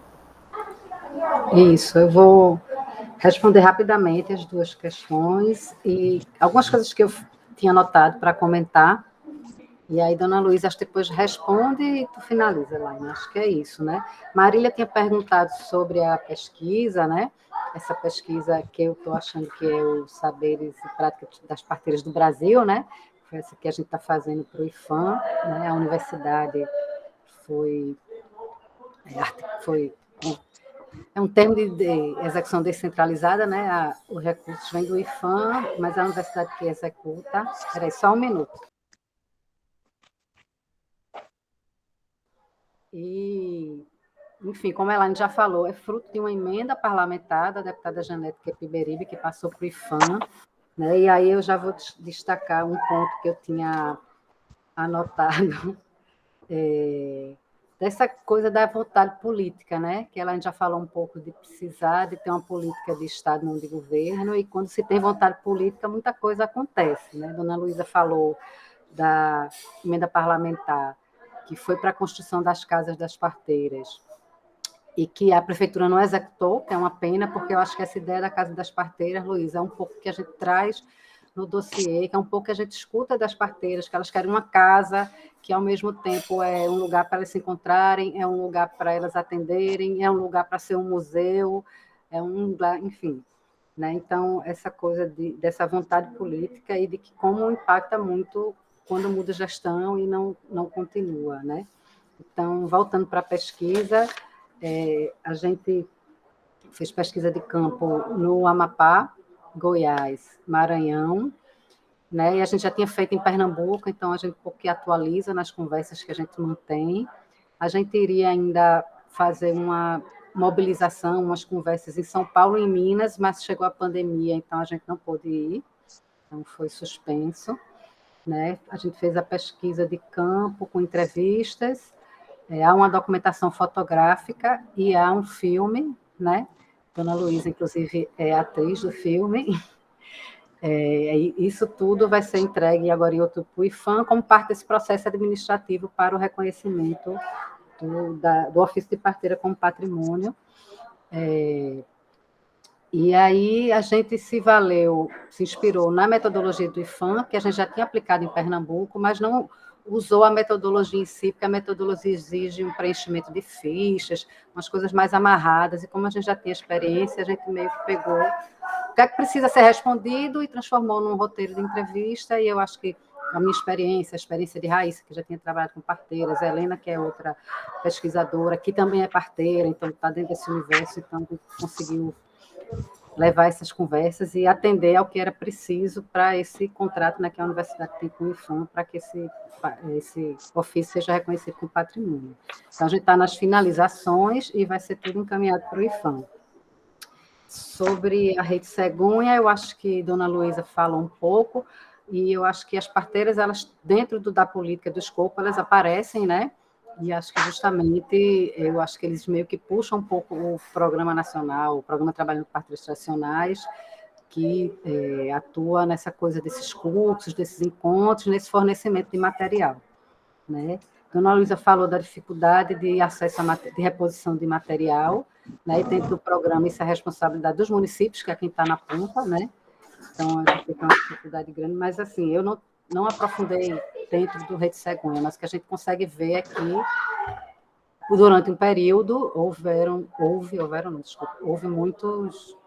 muitos desses cursos que eles chamam, né, que termina sendo um encontro e em que são entregues tudo isso que Dona Luísa mostrou sobre vida e morte. Eu não sei, eu fiquei pensando aqui dessa coisa, dessa medicalização da vida, do nascimento, e a medicalização da morte também, né?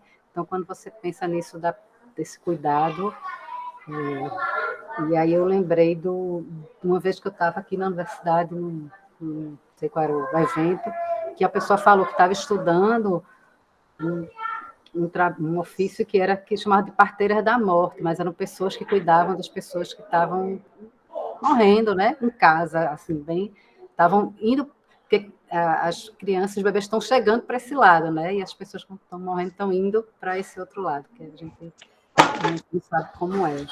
Então, e eu acho que essa coisa da vida e da morte aparece nesse relato vamos salvar 2 vidas, porque há sempre uma possibilidade ali, né, apesar de que é muito raro, raríssimo, né, mas é algo que fica... Eu acho que tem o peso da responsabilidade por isso que se salva 2 vidas, né? Da mulher e a do bebê. Então, agora eu vou para minhas considerações rapidamente. Queria comentar com Dona Luísa, que ela falou... Espera aí, só um minuto, que está uma gritaria aqui.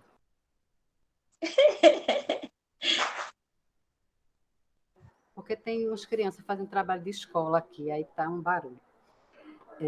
Aqui, como você falou, Luísa, que teve uma mobilização, né, na rede para chamar as parteiras, só apareceram 50, depois apareceram mais, enfim.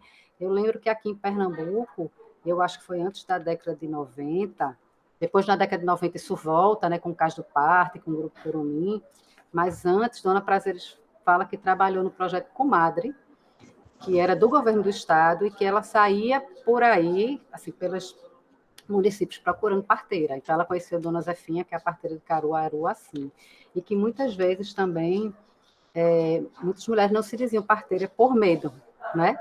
Porque tinha todo um discurso de que parteira não sabe fazer, né? Então, aí quando você fala de medo, Luísa, esse medo de se apresentar como parteira, era na década de 90, era antes, sempre foi assim, e continua hoje, ou porque o que é que a gente viu no Maranhão e em Goiás, como a Elaine falou, tem uma proibição que ninguém sabe de onde veio, né? Está proibido de atender parto, elas têm medo, então convivem com esse medo. Então, eu ia deixar essa pergunta para você. Deixa eu só continuar tudinho, que aí, Luísa, eu passo para tu e tu responde isso tudo, né? Quando você fala, né, de que várias parteiras faleceram com Covid e tal, aí me lembra muito a vulnerabilidade, né, das parteiras na situação que elas se encontram, e também quando você fala dessa realidade da parteira que segura, que toma conta da casa, dos filhos, dos netos e tudo, é isso, né? Eu pensei muito assim, a realidade da mulher, né? De dar conta dessa família, de ser de suporte, e ainda ajudar outras mulheres e outras famílias, né? Isso.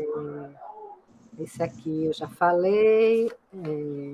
Outras coisas que eu tinha perguntado, você já respondeu, né? E aí eu fiquei pensando aqui, que você falou dessa emenda parlamentar, né, que foi para a Unifap, que ainda vai ter, né, o curso, e que as parteiras precisam de apoio.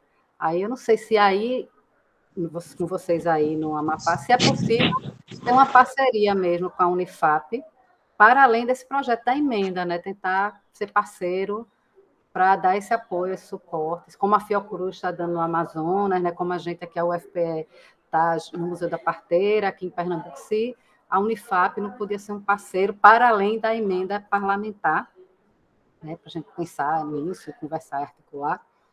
E, por fim, eu queria destacar, mais uma vez, a importância de Luísa como uma liderança e a articulação que ela faz com as parteiras. Se quiser falar com parteira no Amapá, entre em contato com Luísa, que ela conhece todo mundo, ela que sai costurando todo mundo, né? Ela sai costurando essa rede, assim. E, mais uma vez, agradecer a ela ter topado participar aqui dessa mesa. Aí eu passo para ela a palavra, agradeço a presença de todo mundo. É isso. Me deu um branco agora. O que A coisa foi que do medo, assim. É porque a minha neta está fazendo o trabalho também, e ela levou a minha caneta daqui que eu estava anotando. O que foi o que você disse que era para mim? Era sobre o medo, né? Que você falou que tinha um medo de se dizer Tá. parteira, e depois Não, elas vão se dizendo. E como é que está hoje? Hoje elas não têm mais medo. Hoje não tem mais medo. Aí, o que acontece? O que elas têm hoje é porque a medicina, eles não aceitam o trabalho das parteiras, entendeu? Então, o que acontece? Quando tem um problema na comunidade, vamos dizer, uma mulher está perdendo sangue, aí essa grávida vem para o hospital, a parteira traz a grávida para o hospital. Quando chega no hospital, o médico pergunta logo de que município ela veio, se ela veio se tinha parteira lá. Aí ela diz que tinha, que acompanha ela. Por isso que está com hemorragia, porque foi a parteira que puxou, foi a parteira que fez de problema da placenta, deslocar a placenta. Então, é esse o impacto que a medicina tem com as parteiras, de não aceitar que ninguém não quer ficar no lugar deles, não quer tirar o direito deles, mas a gente queria que eles trabalhassem na harmonia com as parteiras, entendeu? Você veio de lá, então eu vou cuidar direitinho, porque eu sei que as parteiras entendem também, não tem médico lá, mas elas estão lá, e eles não têm esse olhar com as parteiras, mas que elas hoje elas não têm mais medo. E falando que a Júlia falou sobre a parteira, que muitas vezes ela quer ser parteira, mas ela não tem o dom. E realmente, quem não tem o dom, ela não fica como parteira. Eu penso assim, eu digo assim por mim, porque, olha, quando o governador do Capiberibe, que era o marido da Janete, que é o marido da Janete, saiu do governo do estado, que entrou um outro, então, esse outro que entrou fez a cabeça de certas pessoas para que criasse novas associações de parteiras, porque eles não queriam apoiar a nossa associação, porque tinha sido com apoio do outro governador, que no caso, João Alberto Capiberibe. Então, o que foi que aconteceu? Eles criaram 3 associações, só aqui no estado do Amapá, aqui no município de Macapá, 3 associações. Acabou o governo dele, acabou as associações. Por que acabou as associações? Foram criadas pessoas que não eram parteiras. Eles pegaram aquelas pessoas da terceira idade e criaram essas associações que nem sequer a pessoa mesmo falava, que nunca tinha feito parto, tinha tido parto pela mão das parteiras, mas que ela morria de medo de fazer parto. Então, ela foi colocada porque era justamente para ela receber o benefício que as outras ganhavam. E o que foi que aconteceu? Depois que o governador Capi saiu, o João Alberto Capiberibe, eu tive que fazer um levantamento de todo mundo para ver quem realmente já tinha sido, quem era parteira, quem já tinha feito parto, e quem não tinha, olha, acabou as associações, porque eram todas falsas. Então, a realidade é essa, só fica na profissão quem tem o dom mesmo. Olha, eu estou sozinha na associação, porque as outras parteiras que fazem parto da diretoria são todas pessoas idosas, elas não têm mais condições de estar me ajudando. Na rede, se eu não tivesse o dom, eu já tinha abandonado, porque eu não tenho apoio de ninguém. E as pessoas da diretoria também não me ajudam, mas eu estou levando, eu estou com a fé e a coragem, e eu tenho fé em Deus, que a gente vai lutar e vamos vencer. O pior foi agora, nessa pandemia, que a gente ficou 2 anos, a bem dizer, que ninguém não pôde se reunir, ninguém pôde se comunicar, nem sequer sair de casa, a gente podia sair, né, para correr atrás das parcerias. Mas a partir de agora, que graças a Deus nós já estamos vacinados e que a pandemia está acalmando, a gente vai conseguir outras parcerias, tenho certeza que a nossa associação vai ficar mais forte. Mas, para encerrar, eu só quero dizer a vocês que durante toda essa minha vida, esse meu trabalho, eu já participei de vários treinamentos, de vários encontros, de vários cursos, de vários fóruns. Tenho certificado de vários cursos desde 1998, quando foi o primeiro esse encontro internacional das parteiras da floresta. Esse encontro foi aqui em Macapá. Veio parteiras quase de todo o Brasil. Veio da Itália, veio de Uruguai, veio de Portugal, veio de muitos países para ir para fora. Aí teve mais esse outro, de novo, que foi do caso do parto, tudo com a assinatura de Sueli Carvalho, todos elas participou. 2018, 1998, 1999, esse aqui, 2003, esse daqui também já foi de 2003, esse aqui de 2008, esse aqui de 2013, esse aqui de... Cadê? 2013 também, esse aqui de 2019, esse aqui de 2019, o último foi esse do Congresso, que a gente tivemos dia 31 de outubro a 5 de novembro, em Salvador. Então, é uma história que eu me sinto assim, muito feliz de fazer parte. É uma vida. E eu faço com o maior prazer, com a maior alegria. Recebemos um prêmio do Hospital da Mulher, em Brasília, Amigo da Mulher. Recebemos um prêmio como finalista da revista Veja. Recebemos prêmio da Câmara dos Vereadores do Dia Internacional da Mulher. Recebemos prêmio do senador João Alberto Cabiberibe quando ele estava no Senado. Tudo fazendo parte desse trabalho. Então, para mim, eu me sinto muito feliz e, para mim, é um trabalho que eu tenho certeza que eu vou fazer até nos meus últimos dias. Porque mesmo não podendo mais fazer o parto, mas eu posso ensinar os remédios caseiros e eu estou ajudando do mesmo jeito.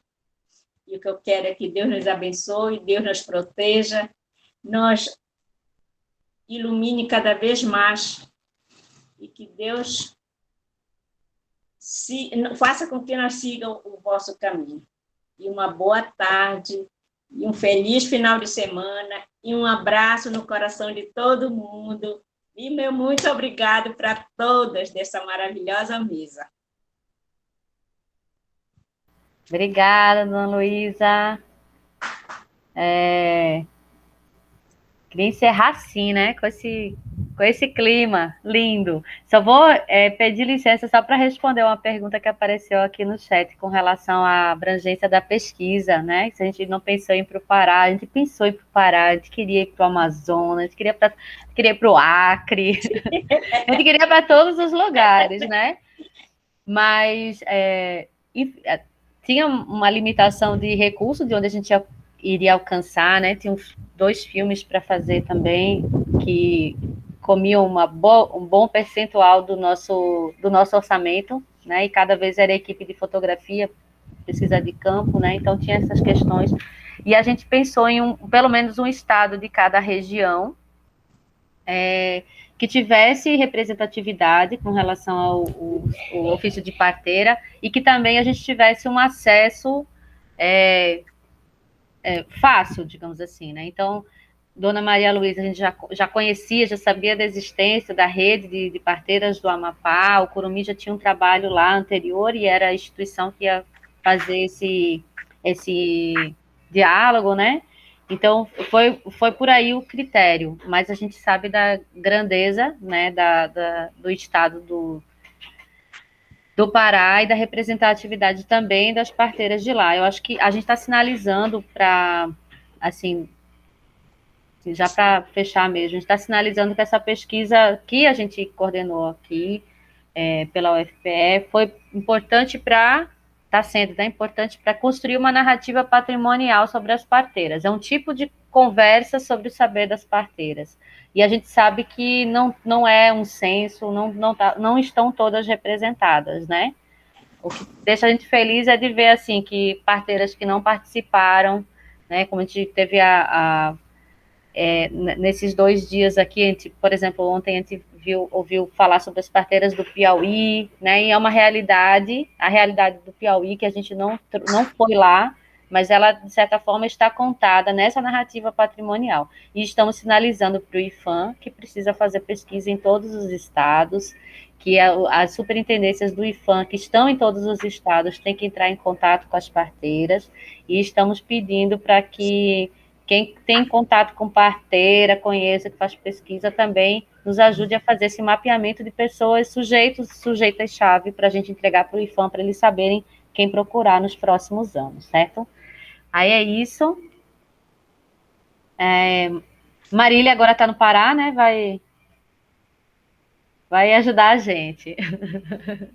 Deilane, olha, pronto, a gente tem um linkzinho, viu, para passar e eu vou deixar aqui no chat o nosso e-mail da pesquisa. Acho que é assim, né? inventarioparteiras@gmail.com para vocês nos procurarem e a Júlia também deixou aí o link do formulário para as pessoas que trabalham com parteiras preencherem.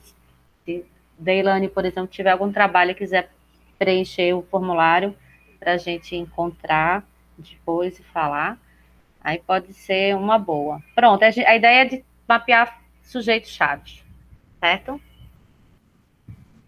Então é isso, gente. Boa tarde. Muito agradecida pela oportunidade de ouvir Dona Luísa novamente. Muito agradecida pelas questões e vamos adiante. Até mais. Tchau. Tchau. Tchau, gente. Tchau, gente. Prazer, Dona Luísa. Muito prazer. Tchau. Obrigada, Luísa. A gente se Tchau. fala. Tchau, Júlia, Elaine, obrigada.